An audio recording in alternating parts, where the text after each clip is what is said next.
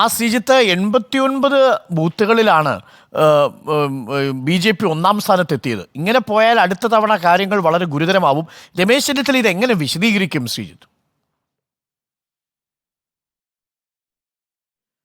Arun, good morning. അദ്ദേഹം രമേശ് ചെന്നിത്തല ഇപ്പോൾ താങ്കൾ സൂചിപ്പിച്ച പോലെ തന്നെ ഹരിപ്പാട്ടെ സ്ഥിതി വളരെ ഗുരുതരമായ ഒരു രാഷ്ട്രീയ സാഹചര്യത്തിലേക്കാണ് പോകുന്നത്. 182 ബൂത്തുകളാണ് ഹരിപ്പാട് ഉള്ളത്. ഇതിൽ 89 ബൂത്തുകൾ BJP ഒന്നാമതാണ്.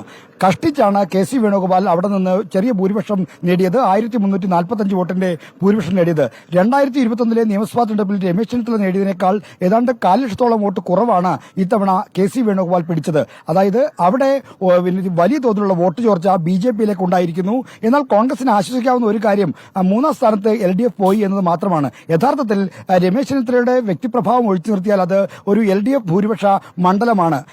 പല പഞ്ചായത്തുകളെടുത്താലും അവിടെയെല്ലാം LDFന് വ്യക്തമായ മേധാവിത്വമുള്ളതാണ്. എന്നാൽ രമേശ് ചെന്നിത്തല വരുമ്പോഴാണ് അദ്ദേഹം അവിടെ 15,000-ൽ പരം വോട്ടുകൾക്ക് ജയിക്കുന്ന ഒരു സ്ഥിതിയുള്ളത്. അപ്പോൾ അവിടെ അദ്ദേഹത്തിന്റെ വ്യക്തിപ്രഭാവമാണ് അതിന്റെ ഒരു കാരണമെന്ന് പറയാം. എന്നാൽ KC വേണുഗോപാൽ മത്സരിക്കാൻ വരുമ്പോൾ അവിടെ കാര്യമായിട്ടുള്ള ഒരു പ്രവർത്തനം നടന്നില്ല എന്ന ആക്ഷേപങ്ങൾ പല കോണിലുണ്ടായിരുന്നു. റോഡ് ഷോയ്ക്കും മറ്റും പ്രതീക്ഷിച്ച ആളുകൾ ഉണ്ടായിരുന്നില്ല.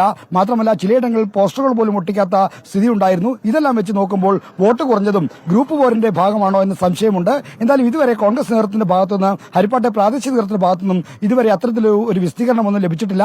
രമേശ് ചെന്നിത്തല ഇതിനോട് പ്രതികരിച്ചിട്ടില്ല. എന്തായാലും സ്വാഭാവികമായും BJPയിലേക്ക് വലിയ തോതിലുള്ള വോട്ട് ചോർച്ച ഉണ്ടായിട്ടുണ്ട്. ഇതെങ്ങനെ സംഭവിച്ചു എന്ന ഒരു ഞെട്ടലിലാണ് ഹരിപ്പാട്ടെയും ജില്ലയിലെയും കോൺഗ്രസ് നേതൃത്വം. Okay, thank you Sreejith. എന്തായാലും രമേശ് ചെന്നിത്തലയ്ക്ക് കാര്യങ്ങൾ വിശദീകരിക്കേണ്ടി വരും. 89 ബൂത്തുകളിലും BJP ലീഡ് ചെയ്തു എന്ന് പറയുന്നത് ഒരു ചെറിയ കാര്യമല്ല. അതും KC വേണുഗോപാൽ മത്സരിക്കുമ്പോഴാണ് എന്നത് ഓർമ്മിക്കണം.